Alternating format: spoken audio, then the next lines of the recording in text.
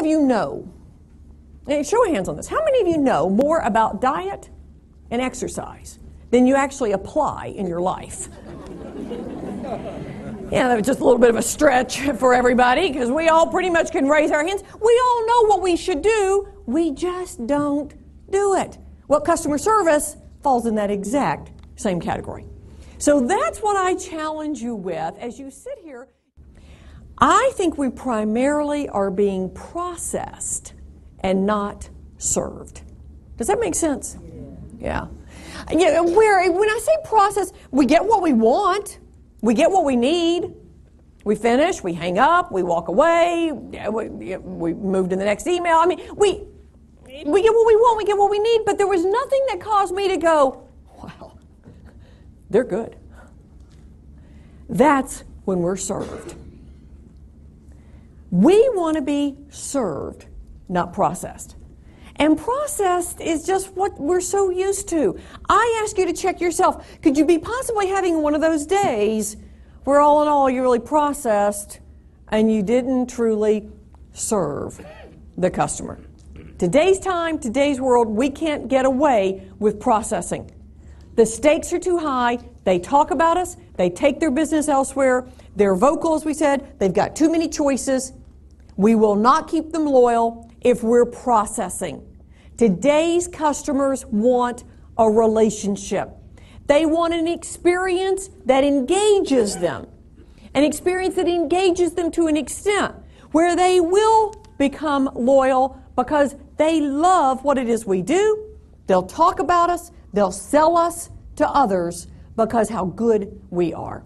So when I think relationship, let me read some. You can really relate to what she's saying. I love her examples. Her expertise in this area, you can tell she knows what she's talking about. You could really take a lot of information home with you here and apply it. She has some good personal stories, which, that's what's important, is people can identify with those. There's a few things about listening that I always love telling you. This is one of my favorite sayings. You all have heard it before, I'm sure, somewhere along the line, and it's very simply this. There is a difference between listening and waiting for your turn to talk.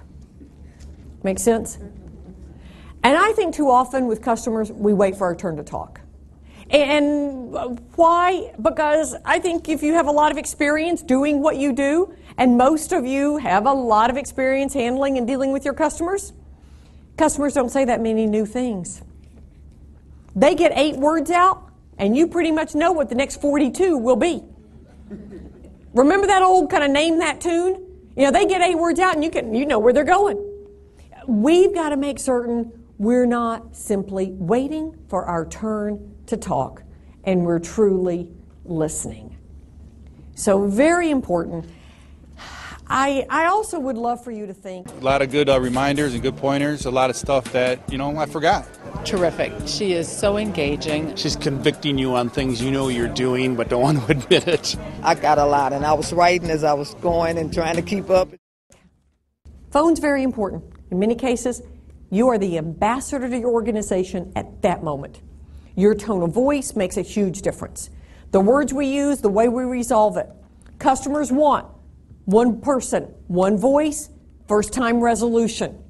So it's important that we're using all those great listening skills, but we combine it with all the other stuff that creates an experience, like using their name, like possibly doing what I mentioned earlier. Gosh, you've been with us 17 years. I want to take just a moment. Thank you. That takes 7 seconds to say. And people go, wow, it's nice somebody acknowledged it. So there are so many little things that we can do in that brief contact while we're solving and fixing that can make an incredible difference in our professionalism and how we're working with that customer at that moment.